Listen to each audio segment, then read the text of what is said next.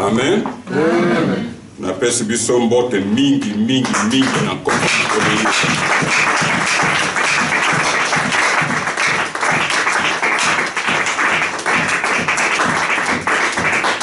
Yambande kona yo ezali pembeni na mopanzi na yo tango mususu mbula mobimba oyo tozali ne yenga ya suka na kati ya moboyo tozali kobwaka yango na poubelle loba na ye yambi na ndako ya papa.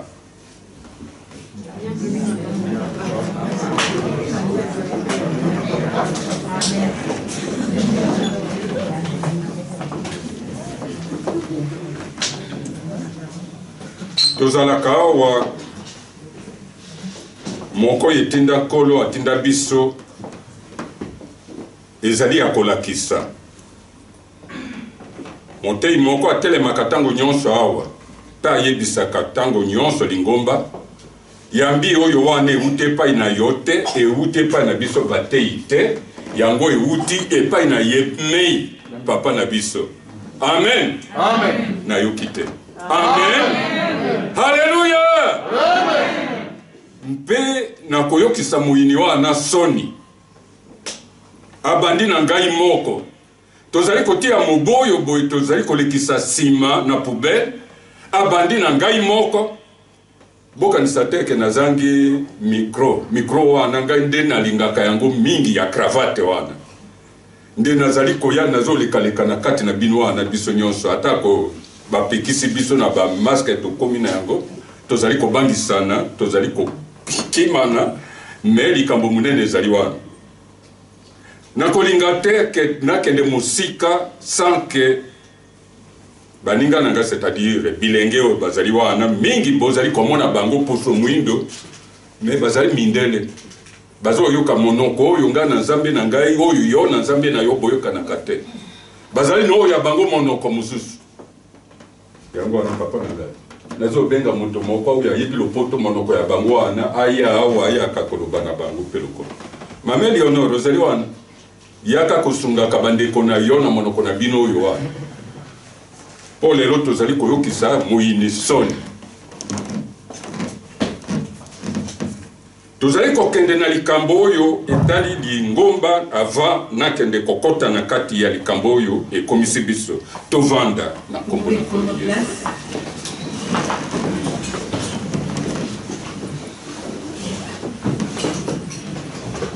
Nakumisi Nzambe lokola nazali komona bino bilenge.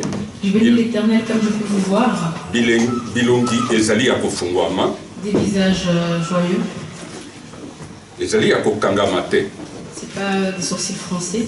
Ezali na njoloko ya pete ya permis sergent major te. Oyebi pete wa njoloko wana ya pete ya sergent major. Yango ezali lokola V. Ezala ndenge wana premier sergent major azali na yango mine. Étoile. Ah. Bongo comment elogi ya bato mosusu ekangama ndenge oyo. Il y a beaucoup de visages qu'on voit, enfin il y a beaucoup de gens qui ont le visage fermé quand on les regarde. Et ça là masusa wana. Plein de rides sur le front. Masusa oyo wana nde ya pete ya permis sergent major. C'est ce que le sergent-major a aussi. Nakalisi moninga nanga moko awa se akomi na pete yango ya sergent. Je pense qu'ici, il y a un de mes amis qui doit aussi avoir... na monoko ya bango basoda babengi bango ba sous-officier. Dans le langage des soldats, on appelle ça des sous-officiers. Nayebi te soki galo ya bino ezali na masusa wa ndenge esala ve ndenge oyo. Je ne sais pas si vous aussi c'est pareil. Ami yebi oyo nga nazoloba na yo. C'est lui à qui je parle, il se reconnaîtra. Galo na yo ezali misato esala lokola ve. Est-ce que toi, t'en as 3 et ça fait comme un V? Ezali ndenge wana. Voilà, na kosi bino te. Voilà, je n'ai pas menti. Bande kotoza okende kotala makambo oyo etali lingomba. Là, on va regarder en ce qui concerne l'église. Et bandi nesika na telemi oyo awa. Ça commence là où je me tiens debout. Ezali esika yekila. C'est une place sainte. Ekila wana c'est-à-dire basakana kanelo koyo ezali ya ekila te. On ne joue pas avec les choses saintes. Otelemi awa okoloba masekite. Si tu es là debout, tu ne peux pas dire des choses insensées. Na libonde lina sepelaka mingi na lokola ezali kokamba biso ezali sika oyo nkolo azali kopesa oyo ya ye maloba pona kolendisa libota na ye. Il y a une parole que j'aime beaucoup qui dit que Dieu est là pour donner une parole qui va fortifier son peuple. Oyo akotelema wa monoko ezala ya ye. Que celui qui sera debout ici, la bouche lui appartienne. Mais tout ce qui sortira de la bouche de cette personne puisse fortifier le peuple de Dieu. Ah oui, ici, c'est pas un endroit où on fait des blagues. Tu vas venir avec tout le respect possible.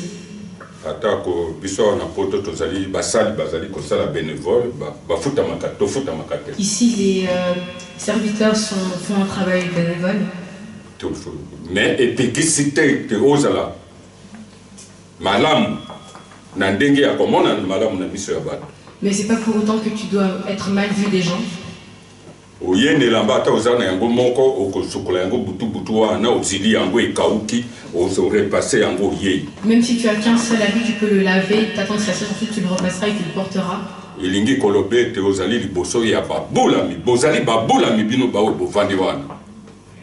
Babula mi c'est saint. Là quand je suis là, je suis devant des saints, vous êtes des saints comme vous êtes là. Bomi mona kapamba te. Ne vous voyez pas comme des personnes sans valeur. Esengeli toto sabino. Nous sommes censés vous respecter. Mpona tolati bokonzi ya kozala bana na Nzambe. Parce qu'on a reçu le pouvoir d'être des enfants de Dieu. Voilà, uyoki na lopoto ezo yoka na malamu. Bokonzi wana ezali komona na lokola ezo yoka na lokola maseki. Ce pouvoir-là, c'est un peu vu comme des blagues ici. Eloba mindenge wana meto yebitina na yango te tango mususu. C'est dit comme ça, mais on ne comprend pas l'importance que ça a. Tango mususu tikino boyozali okoma mondimi bambula elikata zomi. Peut-être comme tu es là, ça fait déjà plus de 10 ans que tu es croyant. Mais au salé la kabokonzi yango ya kozala ya oyo joate. Mais tu n'utilises pas le pouvoir que tu as reçu. Et bengami bokonzi ya kozala mwana na Nzambe. Ça fait le pouvoir d'être un enfant de Dieu. Alléluia. Amen. Exactement makambo mike bana na Nzambe. Ce sont des petites choses comme ça. Bon mon atel lokola nazo lekisela bino tango. N'ayez pas l'impression que je vous fais perdre du temps. Ezali makambo yo tobosa na kanokinoki. Ce sont des choses qu'on oublie assez facilement. Mpona tango zana bokonzi yango. Parce que quand tu as ce pouvoir, tu sauras que telle personne est mon frère ou ma soeur.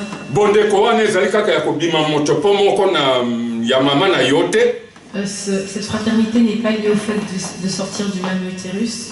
Mais il y a baoyo balati bazwingolu bakota na libulu ya mai pe babima, c'est-à-dire liwa na lisekwa na Yesu opesame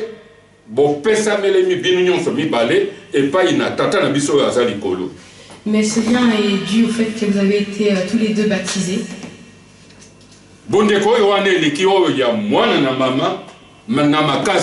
Ce lien est plus fort que ceux qui sont frères et sœurs provenant du même utérus.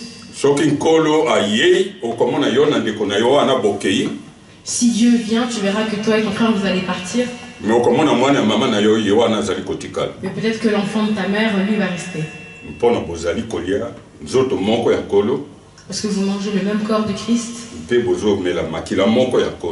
aussi le même sang de Christ. Là maintenant on arrive au moment du corps et du sang de Jésus. C'est appelé nourriture sainte. Et l'obi sainte. Saine. Et bolo wana ezali ya disekite. Nde yango ane bengami mosanto. Saine. Et bolo nde ah, ok, saint. Mosanto wana c'est-à-dire ezali ya kobulisama. Ah, cette nourriture qui a été sanctifiée, c'est pas des blagues. Mokolo oyo wana ezalaki mokolo mosanto. Ce jour-là c'était un jour saint. Ndetine fo ebengami na français institution. C'est-à-dire oyo elobamaka liboso ya elambo wana ezali ebulisama maloba wana ezanga te tango ya elambo. L'institution qui se déroule avant qu'on prenne la Sainte Seine, c'est vraiment des paroles qui ne peuvent pas manquer avant la Sainte Seine. Et c'est lui-même qui a dit qu'on veut faire de cette manière-là. Tu ne peux pas faire ça si cette parole n'a pas été dite. C'est pour ça que les enfants de Dieu, vous pouvez rigoler de toutes les autres choses.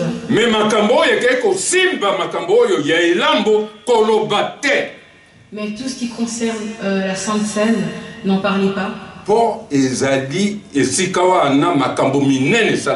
y a de grandes choses qui se forment à ce moment-là.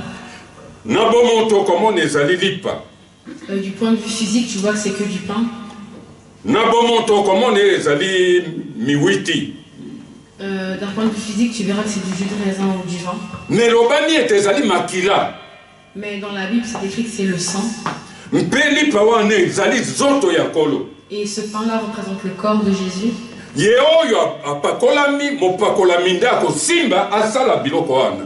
C'est seulement celui qui est baptisé qui peut toucher ces choses-là. À ce moment-là, l'aspect physique du pain ou l'aspect physique du jus de raisin disparaît. On ne peut pas jouer avec ça.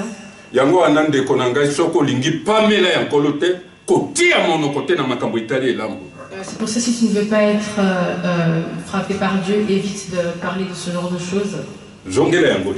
Si tu ne veux pas être frappé par Dieu, évite de parler de la Sainte Seine. Alléluia. Amen. Dans l'église, il y a 3 choses importantes qui se suivent. Le baptême. Alléluia. Amen. Le baptême.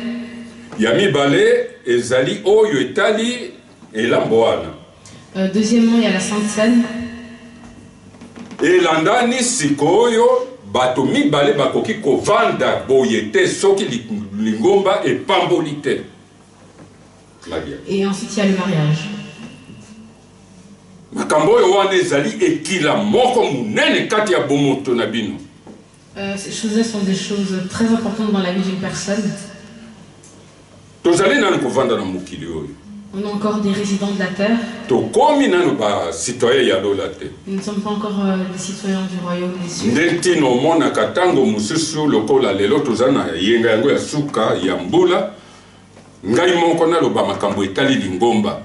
C'est pour ça que des fois quand on arrive, comme maintenant au dernier dimanche de l'année, j'aime bien parler en ce qui concerne l'église.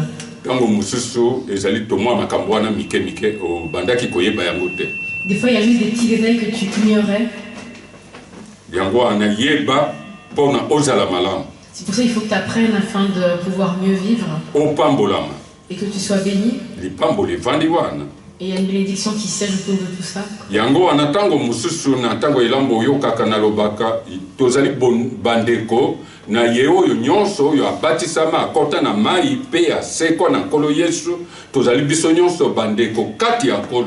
C'est pour ça que j'aime beaucoup dire lors de la Sainte Seine que tous ceux qui ont été baptisés par immersion, nous sommes tous des frères et sœurs. On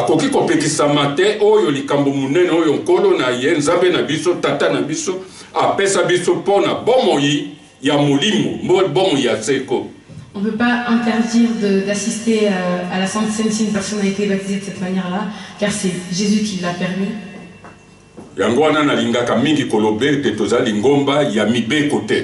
C'est pour ça que j'aime bien dire que nous ne sommes pas une église de commandement. Les interdits. Nous ne sommes pas une église d'interdits. Non, on n'est pas dans le genre d'église où on dit fais ça, si tu fais pas ça, il t'arrivera ça.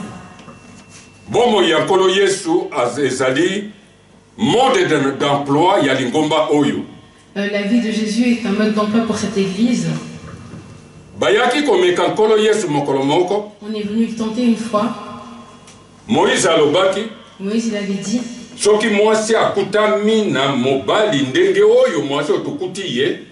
on vient à trouver une femme comme on vient de trouver cette femme-là, en adultère, qu'elle soit lapidée. Mais Mais toi, qu'est-ce que t'en dis? Alléluia. Amen. Alléluia. Amen.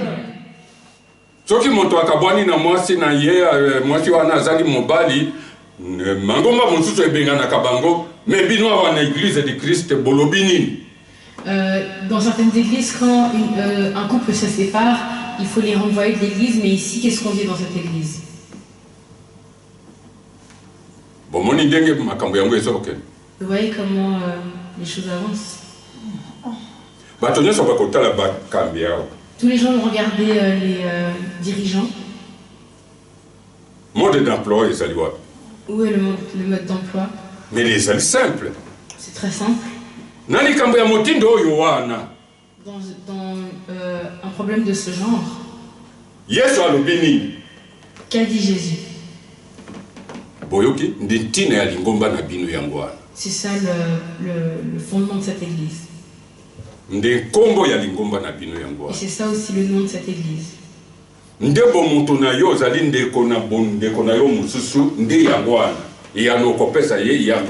Et c'est aussi le genre de réponse que tu peux donner à ton frère ou ta soeur. Qu'a dit Jésus à ce sujet? On vient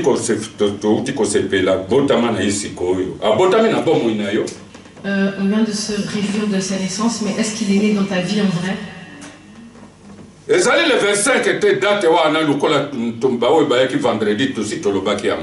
Jésus n'est pas né le 25, comme on a pu aussi le dire déjà vendredi. Mais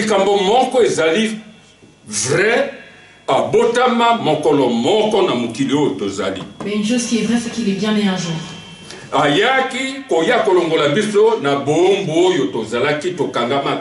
Il est venu nous retirer de la servitude dans laquelle nous étions. On sait qu'il est né un jour. Il a pris la chair humaine et c'est une femme qui l'a mis au monde. Ça, on le sait tous.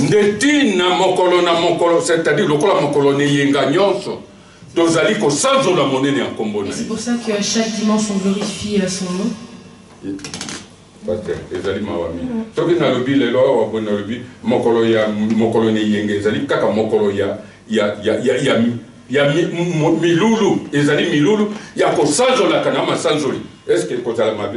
Si je dis par exemple que le dimanche c'est le jour seulement d'adorer et de louer Dieu, est-ce que ce sera une chose mauvaise?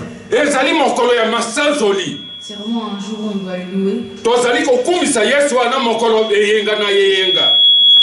Il y a chaque dimanche on est en train de le louer pour la vie qu'il nous a donnée.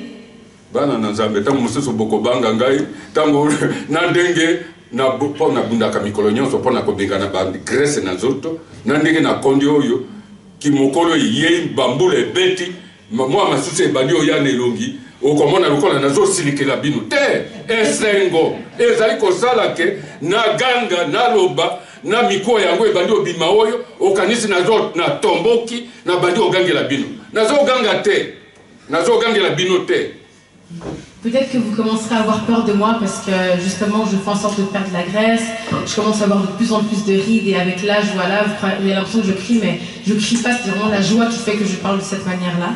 Alléluia. Amen. N'ayez pas peur. Alléluia. Amen. Soyez dans la joie. Vous êtes dans la maison de votre père. Votre papa, c'est pas Kabea. Non, mais c'est Jésus qui est dans les cieux. C'est même lui qui a permis qu'on ait ce lieu. Hein. Alléluia. Amen.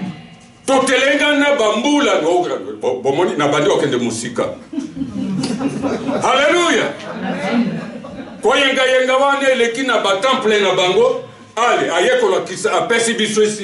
On a vraiment beaucoup galéré pour trouver un endroit depuis le temps, mais Dieu a fait grâce, on a trouvé ce lieu. C'est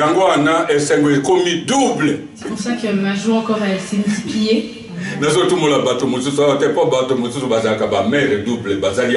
suis pas en train de piquer certaines personnes parce que certains sont des mères doubles dans cette maison. Alléluia. Amen. Mais oui, il y a triple.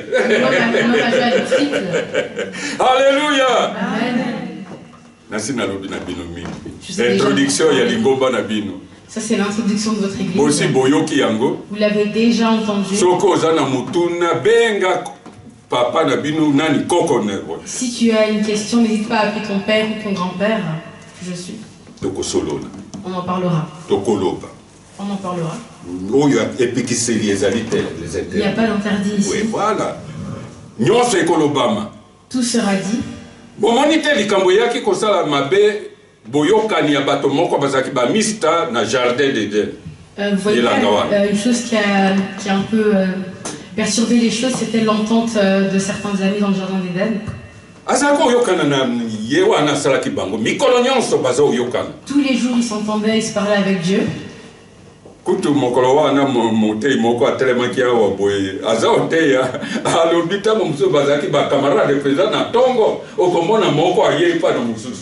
Même un des prédicateurs, une fois, il a dit que ça se trouve même depuis le matin, il se demandait comment l'un ou l'autre allait, chaque matin. Mais un jour, il arrive et il voit que non, ils ne sont pas là. Il commence à les appeler.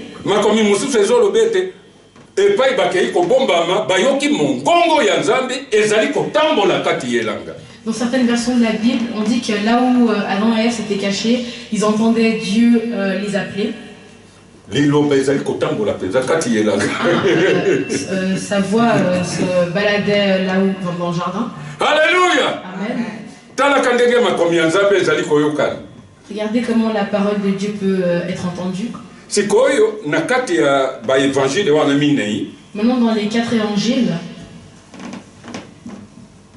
maloba ya technique soko yoki mokolo moko ou bien moteyi ou bien ba dekona yo mutu bazo solola soko yoki synoptique ezali sango malamu wana minei.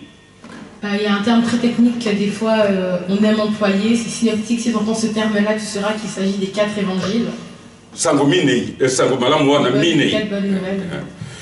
Yango ezali bango nyonso bakomaki masolo ya mutu moko yoana. Ces 4 personnes ont écrit au sujet d'une seule et même personne. Mais okoya kotala maloba ba mama ya likambo baloba salelaki kokani nyonso te. Mais on verra que les thèmes sont pas toujours les mêmes. Moko kati na bango nda sosolisi biso alobi liloba wana ezalaki nzambe. Un des leurs avait compris que cette parole-là, c'était la parole de Dieu. Et c'était Dieu aussi. Ils étaient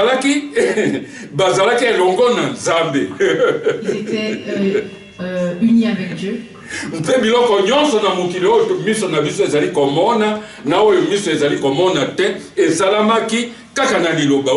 toutes les choses que l'œil peut percevoir ou ne pas percevoir ont été créées par cette parole-là.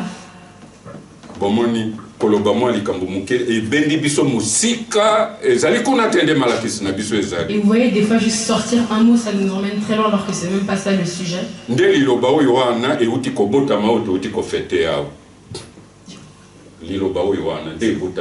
Et cette parole-là a pris naissance il n'y a pas longtemps, enfin les jours qu'on vient de fêter là.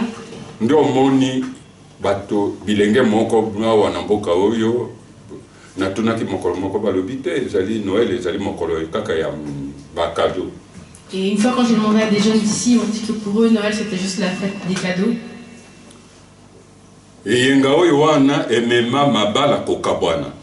Et tout ça, ça a amené aussi à ce que des mariages se rompent.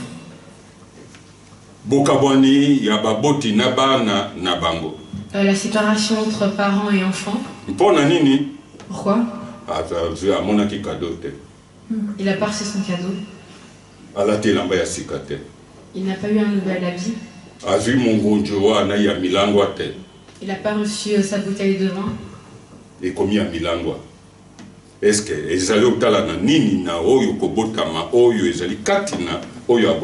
et maintenant, quel est le rapport avec la naissance de Jésus? Et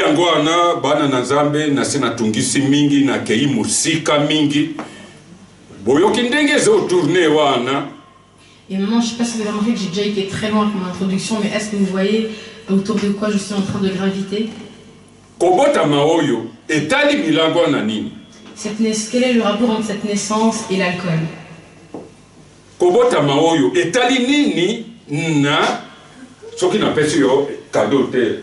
Quel est le rapport entre cette naissance et le fait que tu te fâches si je ne t'offre pas de cadeau? Bomo ya seko oyo tozui. Mabeni nezaliwa na kati ya bomo ya yo moto. Quel est le mal dans la vie éternelle que tu as obtenu? Mpona olongwe na ka oyo wana ya kosepelisa mukili, kosala makambo nyonso ndenge mukili ezali kolinga wana. Ekomi mabe liboso ya ye oyo abotami wana. Le fait que tu ne veuilles pas faire les choses comme le monde veut faire, est-ce que c'est une mauvaise chose pour Jésus qui est né? Ozoyo kate mutuna moko ezali kokendele le contraire pezana ndenge réalité sengeli zala mabeni nezali wana ya yoko za bomo ya seko bongo omoni nzambe mabe na katina yango.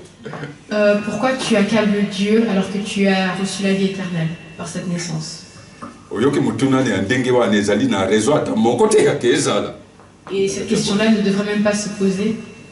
Yango wana bana na Nzambe bato ya mukili bazali kowela na oyo ya kotala makambo nini eloko litomba nini azoaki na kati ya mbula oyo to elingi okende na poubelle na kati ya mikolo misato oyo etikali oyo. Et c'est là qu'on voit que les êtres humains ils aiment bien se disputer pour des choses matérielles alors que cette année elle est en train de se terminer dans le peu de jours qui nous reste.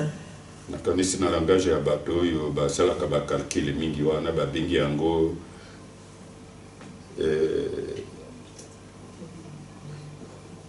etumbelo ya suka ya ezueli ya mbula mobimba. On appelle ça etumbelo ezueli.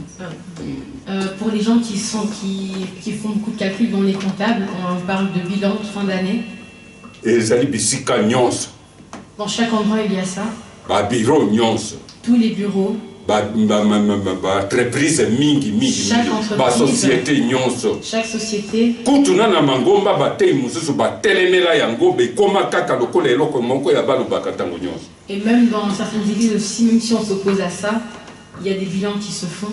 Bandeko na biso bandimi mususu mingi bazali ko kufa matoyi na otala bomo ina yo litomba nini eloko nini okangi nini na suka ya mbula oyo boye bomo ina yo ya mundimi ezali wapi. Certains croyants même oublient et même mettent de côté le fait de se dire qu'est-ce qu'ils ont appris tout au cours de cette année. Ils font pas un bilan de leur vie spirituelle. C'est vraiment devenu un grand problème.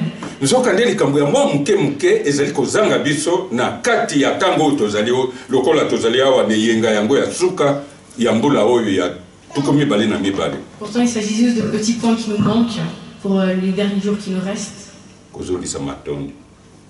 Rendre gloire à Dieu. Dire merci à Dieu. Qu'est-ce que ce remerciement? Toute cette grande année que nous sommes en train de quitter. Il y a juste le fait de dire merci qui compte. Ça commence par moi-même. Le vendredi, j'en ai pas du tout parlé. Aujourd'hui, même quand on a commencé, j'en avais pas encore parlé. Je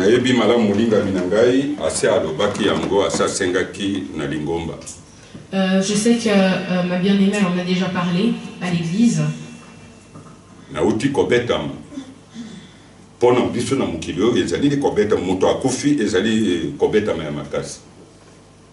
J'ai été éprouvée.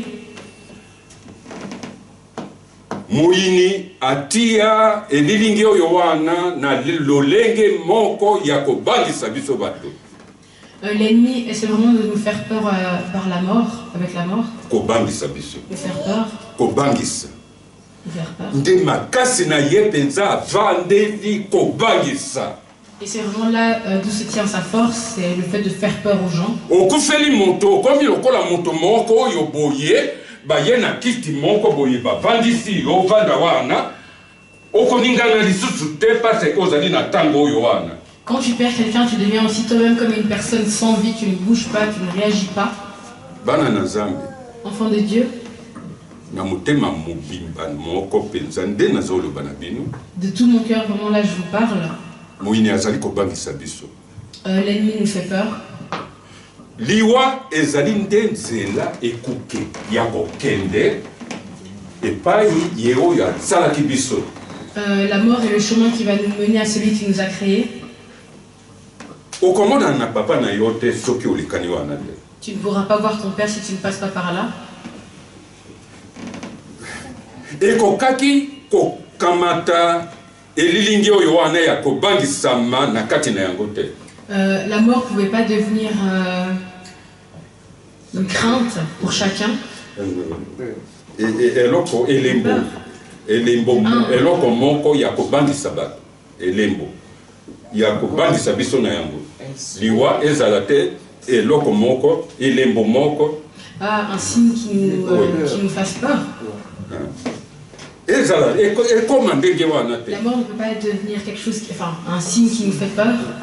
Mpona to yebi yango malamu to makambo mingi komama wana Bible pona to yeba to salela yango. Parce qu'il y a de nombreuses choses qui sont écrites dans la Bible pour que nous puissions les faire et rencontrer notre Père. Peut-être koki koloba na bosembo nyonso ete nyonso ye komami awa esengeli to salela yango to yeba yango mpona bomo ina biso e vandi kati na yango. Et on peut vraiment dire avec certitude que tout ce qui est écrit là, on doit le faire et le mettre en pratique car nos vies doivent se tenir à ça. Nous savons tous que nous sommes des pèlerins sur cette terre. Voilà. Nous sommes des pèlerins.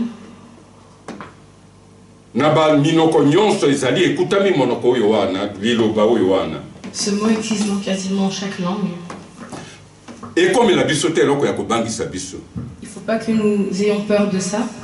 Mais on peut voir ça de deux manières différentes. C'est vraiment triste. Pour celui qui ne connaît pas Christ.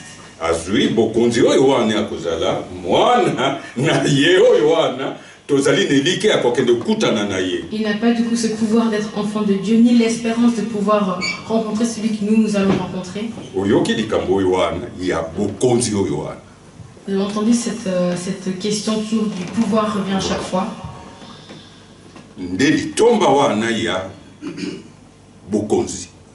Et c'est vraiment là l'importance de ce pouvoir.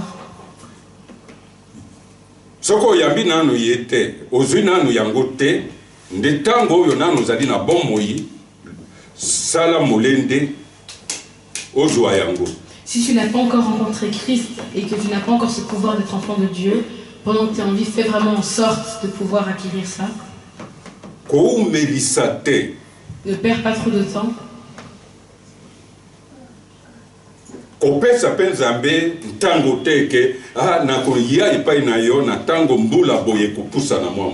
donne pas non plus de délai à Dieu, je viendrai à tel moment. Nous sommes presque 11h30. 13h, midi 30, midi 30, que midi 30 ne nous appartient pas. Ça ne nous appartient pas. Ça ne t'appartient pas non plus. C'est pour ça que ne te permets pas de dire à Dieu que je viendrai à tel moment, car ce temps-là ne t'appartient pas. Et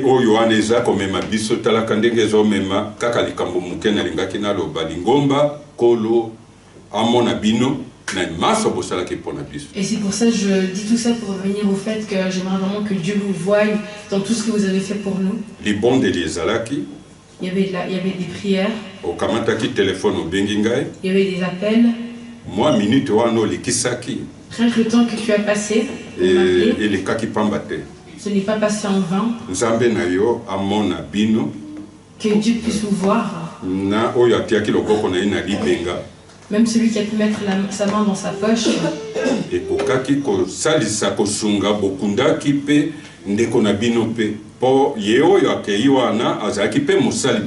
Ça vous a aussi permis d'enterrer votre frère, parce que celui qui est, enfin votre sœur, parce que celle qui est partie c'était aussi une servante. Nous étions tous indirectement unis. Que Dieu vous bénisse. Alléluia. Amen. Alléluia. Amen. Na motema moko penza mobimba na ngai nazali très reconnaissant na lingomba na biso. D'un cœur sincère, je suis vraiment très reconnaissant. Bozali ba vrai bana na ngai. Vous êtes vraiment mes vrais enfants. Bozali ba vrai koko na ngai. Vous êtes mes vrais petits enfants. Bozali koyeba ngai koleka ba oyo wana oyo baza kolela ngai na bango yaya nango ya biso yo abotamaki. Vous êtes vous me connaissez encore mieux que ceux avec qui j'ai pu grandir et vivre. Et pas ina kuna bakoyoka mongongo na ngai na téléphone, oui mongongo ya moto bayokaka. Là-bas ils m'entendent ma voix au téléphone, ils vont dire oui, c'est la voix qu'on entend souvent. Mais bayebi ngai te ndenge bino boyebi ngai. Mais ils me connaissent pas comme vous me connaissez. Et ta oyo nazali sika oyo na telemi liboso na bino bango bayebi yango. Là comme je suis là devant vous, eux ils ne le savent pas. Yango anezala bo moye ezala butu bino nde bokoyeba liboso ya bango koyeba kuna. C'est pour ça que peu importe nuit et jour, vous me connaissez mieux qu'eux. Ne blaguez vraiment pas avec les affaires de Dieu. Si je veux vraiment aller très très très loin, ceux que j'appelle mes amis, il y a des prédicateurs parmi eux, il y a des évêques, il y a des apôtres, il y a déjà des chantres et des musiciens.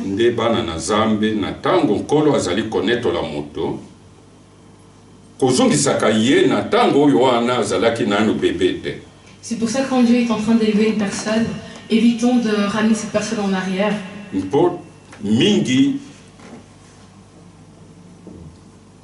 Parce que les gens ne savent pas là où Dieu veut nous emmener.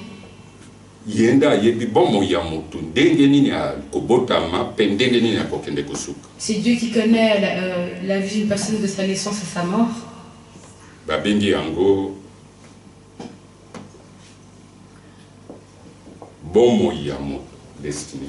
On parle de la destinée d'une personne. Et personne qui peut interagir avec la destinée d'une personne. Personne aussi ne peut l'interrompre.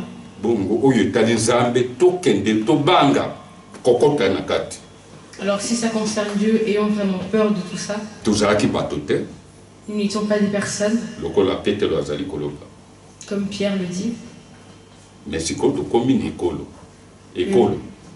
Oui, comme un peuple. Maintenant nous sommes devenus un peuple. Nous sommes dans un même lieu. Et nous faisons partie de la grande famille des enfants de Dieu. Ce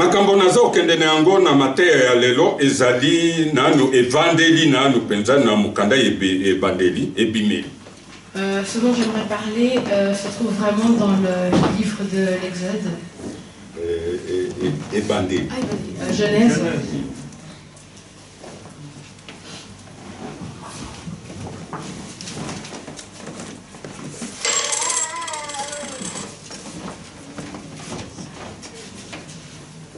Ebandeli mokapo ya misato. Chapitre 3.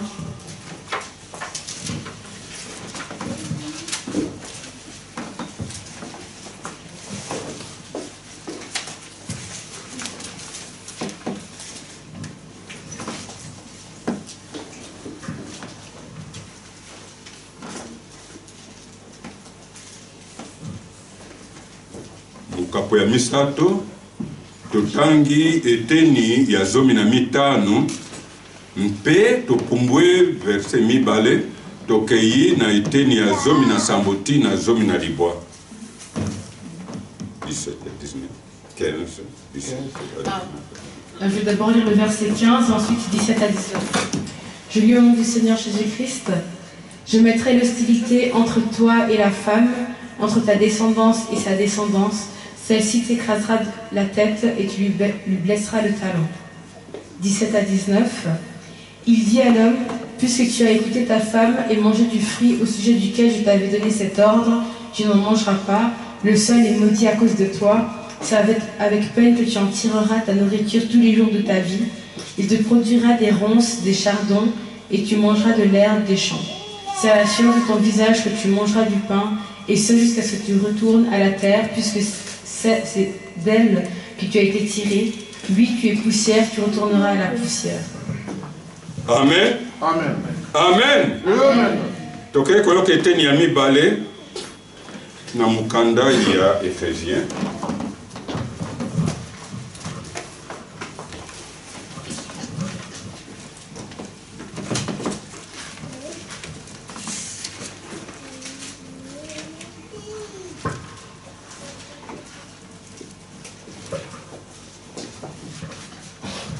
Baefeso mokapo ya mitano nzela ya tukumi balé. Ephésiens 5, verset 20. Ephésiens 5, verset 20. Je lis au nom du Seigneur Jésus-Christ. Remerciez constamment Dieu le Père pour tout, au nom de notre Seigneur Jésus-Christ. Amen. Amen. Amen. Amen. Alléluia. Amen.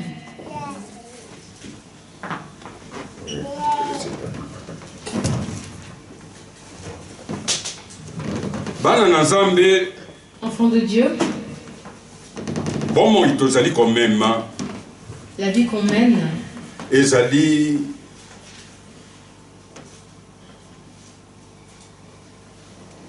lisa masekite maseki c'est pas des blagues. Ah, c'est pas amusant. mpe bomoi ya moto ezali soki okebi te obibisi yango très fragile. Et la vie d'une personne est très fragile. okomona minute moko otelemaki seconde oyo ezolanda omoni eloko moko ebimeli yo oyo yebi epai wapi yango euti te. Tu peux voir à une minute précise, tu étais debout, tout allait bien, et la seconde d'après, il y a quelque chose qui se passe et tu n'arrives pas à gérer. nde oyo touti koloba awa midi 30 ezali ya biso te. Comme j'ai pu dire avant, 12h30 ne nous appartient pas. tika nyonso na maboko na ye oyo azali kotambolisa biso. Laisse tout entre les mains de celui qui nous permet de vivre. tobanga ye. Craignons-le. okosala mbeba te ya kokende libanda ya mobeko na ye te. Tu ne feras pas l'erreur d'aller en dehors de sa parole. mokanda yebimeli ezolakisa epai wapi likambo ebandaki. mokanda ya ebandeli le livre de la Genèse. elakisi biso likambo nini entre nyoka na mwasi. Ça nous parle du rapport entre le serpent et la femme. maloba ya kolo yango moko ezobenda biso matoi. C'est la parole de Dieu qui nous permet de nous... kobenda biso ça nous tire les oreilles. Voilà. likambo nini nyoka ndenge nini akende kozala na libota na ye mpe lokola mpo na libota ya mwasi akonyata ye mutu, c'est-à-dire libota ya mwasi ekonyata mutu ya nyoka. libota wana euti wapi? Comment ça se fait que la descendance de la femme puisse écraser la tête du serpent? Ça vient d'où tout ça? mpe azali koloba na lolenge ya lokola libota mpe ya nyoka ekosuwa mpe litindi ya mutu oyo akonyata ye mutu. Il dit aussi que la descendance du serpent commencera à mordre le talon de la descendance de la femme. Ça vient d'où tout ça? makambo wana mibale ezali kobundisa mutu. Ces deux choses sont les choses qui sont en train de combattre l'être humain. kolo apambola yo mingi mama nanga. Amen. ezali mutu ya penza maloba oyo bilenge toyoka boyoka lingomba toyoka tososola. C'est vraiment important que toute l'église puisse comprendre ce message. etumba munene etelemi esika wana. Ça a vraiment une grande portée ce message. nakanisi naza koexagere te soki nazoloba ete mpo na lingomba motambo munene ya moyini ezali wana. motambo piège. Je pense que je n'abuse pas quand je dis que c'est vraiment le piège de l'ennemi, un grand piège de l'ennemi. naza na esengo mpo na ntango mosusu maloba ya ndenge oyo ebimaka nkolo yemei azalaka na basali na ye lokola bato oyo oyo nasekaka ntango nyonso na mama okomona mibange mingi awa boye namonaki nyonso kende sala plainte nakoya kotémoigner biso epa na biso toza kobanga mais bango bamonaka nyonso. Ça me fait rire, j'en parle beaucoup avec maman, que quand il se passe quelque chose, il y a souvent des vieux qui sont là pour aller témoigner ou rapporter ou balancer tout simplement parce qu'ils ont tout vu. Moi j'ai peur, mais eux en tout cas ils ont tout vu. Ok, Yagohana, j'ai tout vu, na moni nyonso. Ils ont tout vu, c'était des témoins. Rien ne peut se passer sans qu'ils puissent voir la chose. Mais là, comme on ça na bango, yo moto mwindo okoleka omati ozongi okei boyo ozongi balobi na moni batomina mwindo balekani awa. Si t'es noir, tu passes seul là-bas et tu fais plusieurs allers-retours, comme ils aiment bien extrapoler les choses, ils peuvent même dire que vous étiez 10 à faire des allers-retours. Alléluia! Amen. Alléluia! Le diable ne peut pas jouer avec nous. Il y a un piège qui a été fait à l'église.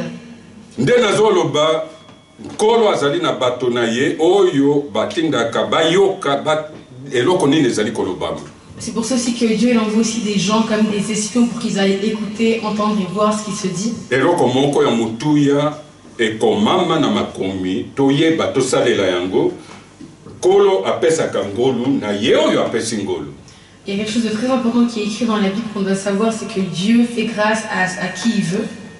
Nde yango anomoni bososoli mususu tozali na yango ya kolobe de mutambo oyo wana tango musu bandeko mingi bamona kate.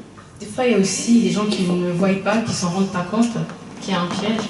Botala petotanga yango peut-être nde tokososola malamu likambo yango. On va lire ça peut-être comme ça on comprendra peut-être mieux. Matai tukumi bale na mwambi. Matthieu. Oui. Tukumi bale na mwambi. 28. Zela ya zomi na libwati na tukumi bale.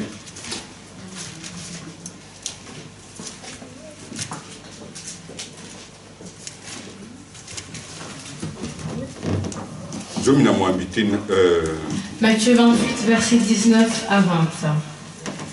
J'ai lu au nom du Seigneur Jésus-Christ. Amen. Allez donc, faites de toutes les nations des disciples, baptisez-les au nom du Père, du Fils et du Saint-Esprit, et enseignez-leur à mettre en pratique tout ce que je vous ai prescrit. Et moi, je suis avec vous tous les jours jusqu'à la fin du monde. Alléluia! Amen. Alléluia! Amen. Et si kawana lobaki na matai te kendo sala lingomba na yo. À ce moment-là, il ne dit pas à Matthieu, va fonder ton église. Yo pete lo lokolo zali kolutu ya ba ye kolinyonso kendo sala lingomba na yo. Toi aussi, Pierre, comme tu es le plus vieux de tous les disciples, va aussi former ton église. Mokolo ya mitano ba oyo bazaki wana yango wana bana na Nzambe. Ceux qui étaient là vendredi, c'est pour ça que je dis que c'est un soko zali olamuki mwa malamu mwa ngonga moko yo tolikisaka awa ezali ya pamba te. Si tu t'es bien réveillé et que tu vois aujourd'hui tu as le temps, n'oublie pas que l'heure qu'on passe ici, c'est pas du temps perdu.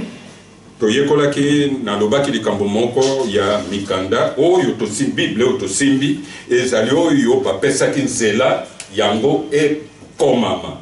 Pour que la Bible soit écrite, c'est qu'il y a ceux qui ont donné la possibilité que ce soit fait. Il y a un canon. Oui, un canon. Ah, on appelle ça un canon. Mpe mosusu ba Bible mosusu babengi ya ba catholique pe bon mosusu basa sangani na yango mwa muke ba protestant na ba catholique bayokani basala kesika moko be babengi yango traduction écuménique ya Bible to nde ekokani mwa muke. Il y a aussi des catholiques et des protestants qui se sont réunis et eux ils ont fait une traduction œcuménique. Mais malgré wana bo mingi makomi mususu mingi evanda etikala babengi yango ba apocryphe. Mais il y a aussi malgré ça beaucoup de paroles qui n'ont pas été retranscrites et on appelle ça apocryphe. Yango wana mokolo mitano toyebaki totalaki likambo ya mbotama oyo tozali koloba tomonaka ete Maria na Joseph basukaki na elielo. C'est pour ça que vendredi on avait vu quand on parlait de la naissance que Joseph et Marie ils s'étaient arrêtés où? Dans l'étable. Oui. Dans l'étable. Bongo elielo wana ezalaki kaka pamba ndenge wana te nkolo na yango azalaka. Dans les tables là, ça appartenait aussi à quelqu'un, c'était pas son propriétaire. Nde toyebaki kombo ya moto wana mokolo wana. Et on a aussi appris le nom de cette personne à ce moment-là. Nakozala lelo moyimi nakoyebisa pe bido yango te lokola bolingaka te koya mokolo ya mitano nakoloba pe bino. Parce que comme vous n'aimez pas venir le vendredi, je ne vous dirai pas comment cette personne s'appelle. Alléluia. Amen. Alléluia. Amen. Mpe mokolo na yango wana boye azanga maboko. C'est une fille, lenge mwasi azanga maboko, azalaka na maboko te. C'est aussi une jeune femme qui n'avait pas de bras. OK. Nasuki wana. Justement, Marie était là.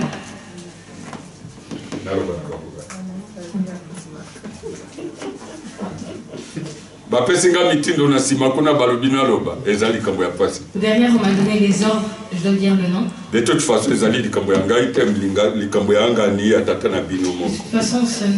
ne sont pas mes affaires, ce sont les affaires de Dieu. Je suis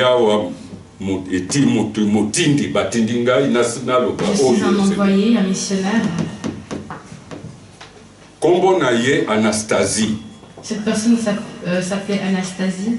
Ezali tata na ye apesa ye ezaki na bokonzi na inde Joseph akutanaki na ye. Cette personne-là, c'est son père qui lui avait légué cette étable et Joseph l'avait rencontré. Lisolo na ye ezali te ata na détéro canonique wana na top okokuta yango te. Cette histoire-là, on ne trouvera même pas ça dans les écrits des canons. Yango ezali na makomi moko mususu lokola oyo Yohana lobaki akomelaki biso totangaki na verset yango mais za makambo mingi kolo Yesu asalaki ekomama te na Bible soki ekomamaka nyonso nde mokili mobimba oyo okoki kozala buku ya mutindo wana ekokaki kozala. Et là c'est aussi la preuve que voilà, tout n'est pas écrit dans la Bible, parce que si on veut tout écrire dans la Bible, je ne sais pas s'il serait possible de lire ce livre.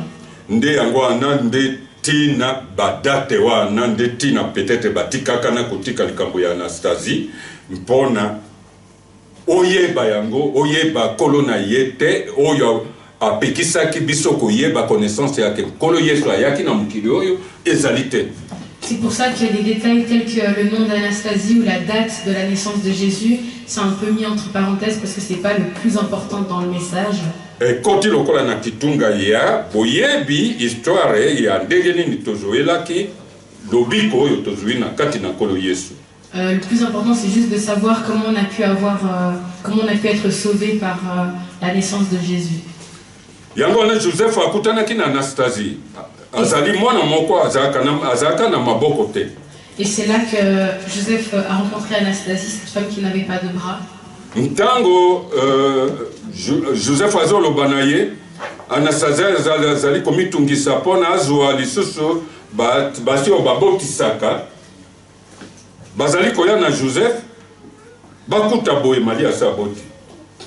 Quand Joseph a été retrouvé Anastasie, il était en train de s'inquiéter parce qu'il cherchait des sages-femmes. Mais quand ils sont venus retrouver Marie, Marie elle avait déjà accouché. Comment on a bébé Anastasie? Anastasie était très contente de voir que Marie avait pu accoucher et de voir l'enfant. Et elle avait aussi envie de porter l'enfant. Et d'un coup, ses bras ont poussé, ont surgi. Alléluia! Amen. Biloko ndeke wana okoki oyoka yango te talaka mutu azangi maboko. Ces choses-là sont difficiles à entendre. Imaginez juste une personne qui n'a pas de bras. Aye amoni bon tata maboko liko Joseph azui ye abaye amoni ele mwana bébé mposa yake amema ye, c'est-à-dire Nzambe amonaka mposa na biso ezali te ke nebele ya koloba. Tango mususu tobimisaka maloba ya koflater Nzambe. Quand Anastasie est revenue dans les tables avec Joseph, elle a eu l'envie de porter cet enfant, mais sans forcément avoir besoin de parler. Et c'est vraiment là la preuve que Dieu, il connaît nos envies sans même que nous puissions parler, parce que nous, même quand on prie, on aime beaucoup flatter Dieu par des paroles. Voilà. Et c'est pour ça qu'il est important qu'on sache quoi dire à Dieu, parce que Dieu connaît nos envies. Nano ata tofungoli minoko te ayebi. Sans ouvrir la bouche, il sait déjà ce qu'on veut dire. Boseka wana maboko ebimi. Cette femme-là, ses bras ont poussé. Plus tard, tango akutani na tata na ya bandi ogangela ye nani apesaki ye ndingisa apesa na Joseph na Marie.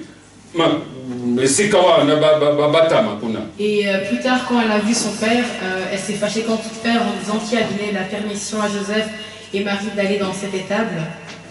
Tata kande ezalaki na ye makasi alingaki lisusu akamata meko ya kokata azongisa ye lisusu molokolo azalaki na maboko te. Ah non, pardon, c'est le papa d'Anastasie qui s'est fâché et il était tellement en colère qu'il voulait même limite recouper les bras d'Anastasie pour qu'elle ait plus de bras à nouveau. Ntango posa wana ekomi pas ya papa. Quand papa il a eu cette envie-là, papa zui kuna ye pe lisusu. Papa il a reçu ce coup. Akufi miso. Il a perdu la vie. Moya akata maboko ya Anastasie ezali lisusu te. Il avait plus la possibilité de couper les bras d'Anastasie. Vous voyez comment Dieu opère. Ces choses-là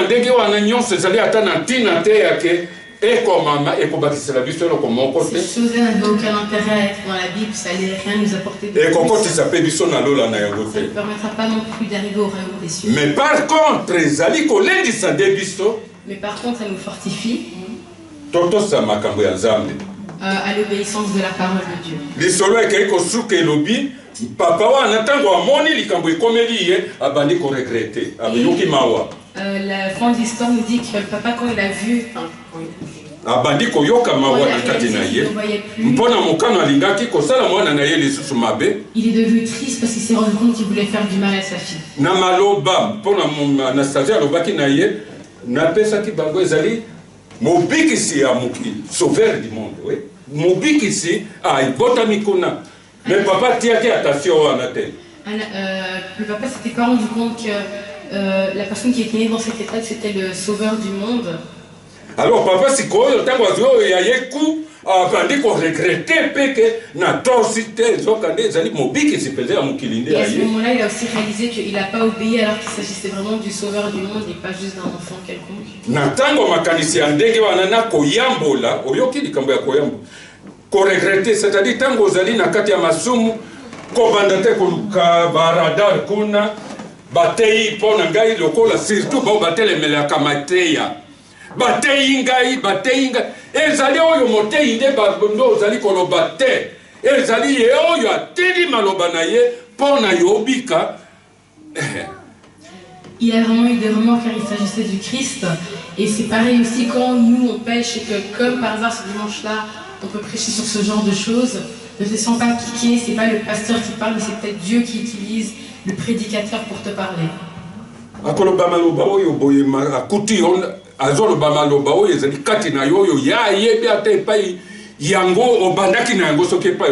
sait même pas quand est-ce que tu fais ce genre de choses, mais il en parle sans même savoir qu'il s'agit de toi.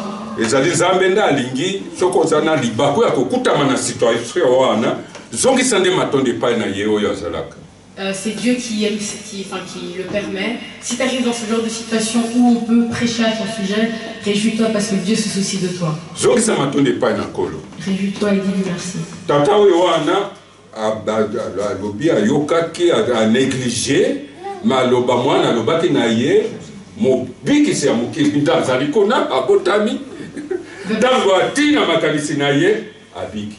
Le papa s'est rendu compte qu'il a négligé que c'était la naissance du sauveur du monde qui s'est déroulée là. Et quand il a réalisé ça et qu'il s'en est vraiment voulu, il a été guéri aussi. Alléluia! Amen. Alléluia! Bana na Nzambe lobiko ya Nzambe ezali te ya lokola interrupteur ya kopelisa minda. La guérison de Dieu, c'est pas comme un interrupteur pour allumer la lumière. Kondima na biso ya bato. Ah,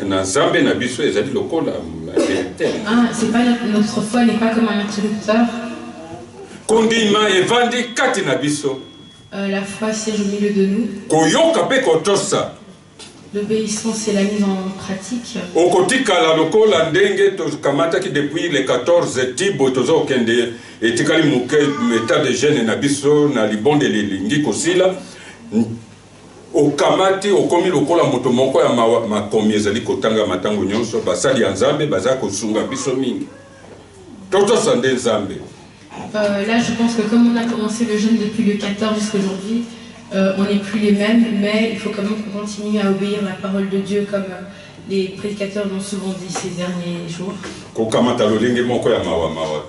N'est pas un air triste quand on regarde. Omona polokola to yawa koteya oya na ya na ilamba moko boye njunuka na yango deja pona nazali na mabondeli na bakoko na ngai bakosepela te komona ngai na eta ya ndenge wana. Quand je viens à l'église, je ne me dis pas que je veux venir avec un habit abîmé ou détérioré parce que mon image compte et j'aimerais pas non plus que mes amis me voient comme ça. Et comme je vais parler de l'endroit où nous sommes debout là tout de suite. Vous êtes les saints de Dieu. Il faudrait qu'il y ait du respect. Les paroles qui sortent doivent vous fortifier. Il y a lolengi yango na telemi pe awa mopayazo okota kuna monike we bazali na moto azali komema liloba ya Nzambe na botosi na yango pe. Et si un invité vient, doit aussi voir que vous recevez la parole de Dieu avec tout le respect qu'il mérite. Kutu mokolo yango mote ya lobaki na mwa ndambo ya maiwa ne salaka mwa solo kitoko. Le prédicateur aussi l'avait dit la dernière fois que si vous mettez aussi un peu de parfum, ou si on a un peu de parfum, c'est pas aussi une mauvaise chose, hein, ça rend les choses agréables. Zala kitoko. Soit beau ou belle.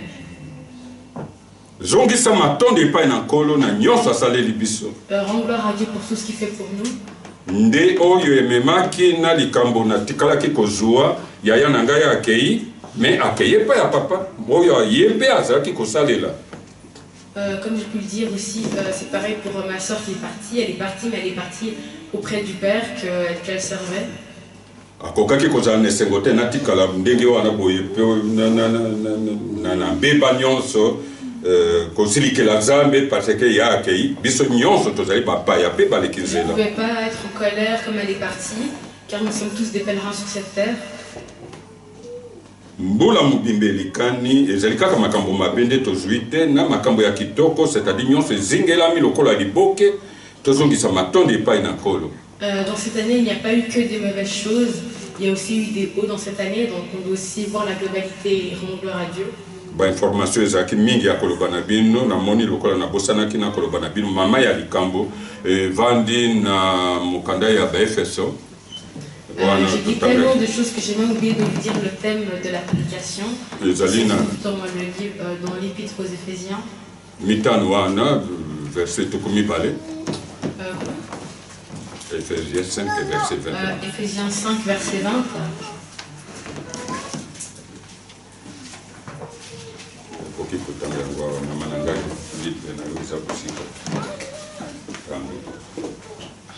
Rendez continuellement grâce pour toutes choses à Dieu, le Père, au nom de notre Seigneur Jésus-Christ. Et c'est ça le thème de la prédication. Rendons continuellement grâce. Prends continuellement grâce à Dieu. Tout ce qu'il fait pour toi. Autant les bonnes que les mauvaises choses. Rends-lui grâce. Quand tu lui rends grâce, il va continuer d'agir. Ne sois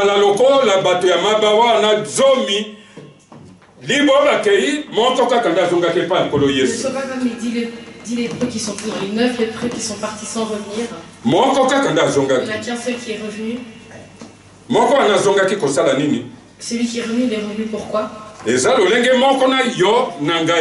C'est comme pour toi et moi, c'est la même chose. Nous avons passé toute l'année. Rends grâce à Dieu. Même si tu n'as pas eu de voiture. Même si tu n'as pas eu d'appartement. Même si tu n'as pas eu de bonnes choses. Rien que le souffle de vie qui t'a permis d'être là encore aujourd'hui. Le souffle de vie. Souffle de vie. C'est quelque chose de très important. Rends grâce à Dieu. Parce que tu as pu encore voir ton frère ou ta soeur aujourd'hui. Comment c'est salué avant de commencer la prédication?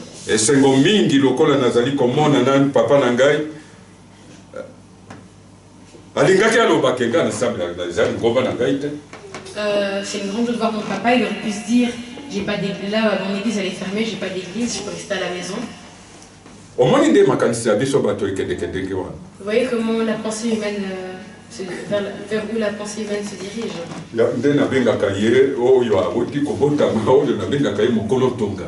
C'est pour ça que celui qui est né, je l'appelle le fondateur.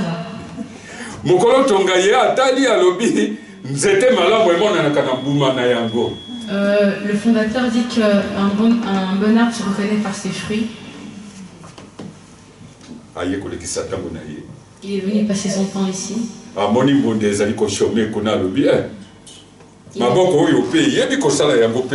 a vu que le tam-tam s'ennuyait, alors il s'est dit bon,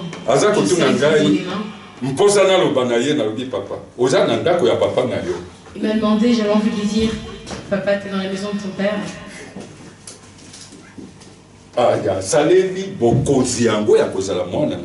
Il a exercé son pouvoir d'être enfant de Dieu. Le tam-tam chômait là. Il lui a donné du travail. Alléluia!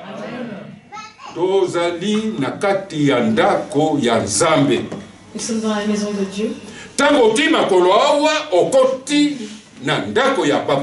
Quand tu rentres ici, tu rentres dans la maison de ton père.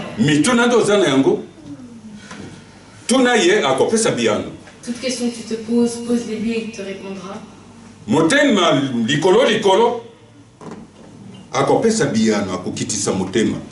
Si tu n'as pas la paix, il te donnera la paix. Tout ce qui te tracasse, tu auras sa solution.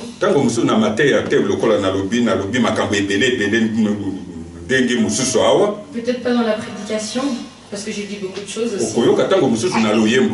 Peut-être même au travers d'une chanson.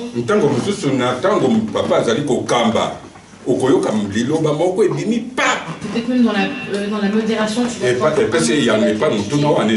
et tu auras la réponse à ta question. Alléluia. Amen. La maison de prière.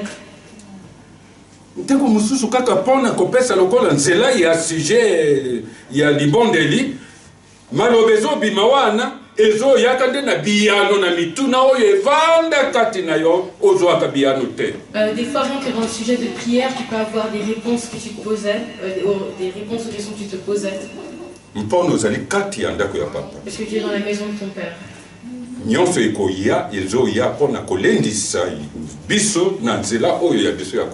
Tout ce qui vient, c'est pour nous fortifier. Cette fin d'année, tout ce qui t'a empêché d'aller de l'avant,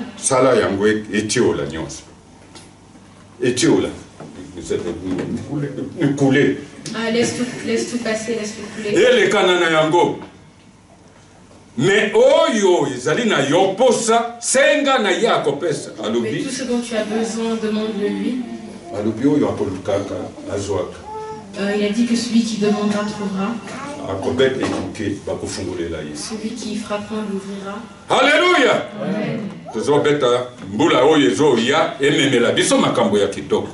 On aspire à ce que l'année prochaine nous apporte de bonnes choses.